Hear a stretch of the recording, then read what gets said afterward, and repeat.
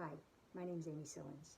I am the president of Butler's Board of Trustees and the mom of two girls. Our family spent 13 awesome years at Butler as our girls were growing up there, thriving on the campus and enjoying the community. After they graduated and went on to high school, I learned to appreciate Butler even more. At high school, they have not only thrived academically, but they are confident, respectful, productive teenagers. I love Butler and what they've done for our family and all the students that go there. And that's why I choose to volunteer my time to serve on the Butler board. I know these are uncertain times, and families are, worried about today, tomorrow. They're looking for answers. They want to know what Butler can do to help support them during this time. That's what I'm here to talk to you about.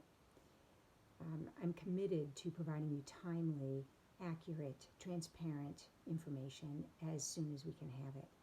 We are working diligently to help support you in a multitude of ways.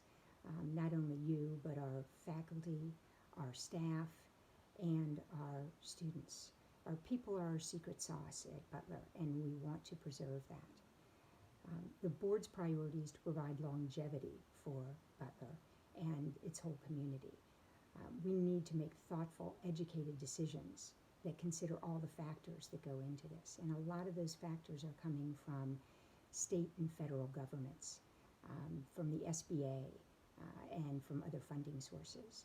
So it is taking us a little time to work through some of these scenarios and understand everything we can do to help support you and the entire Butler community. We appreciate the patience you are demonstrating while we work through this. Know that we are committed to providing you information as soon as we have it. Thank you for your support of Butler. Stay safe.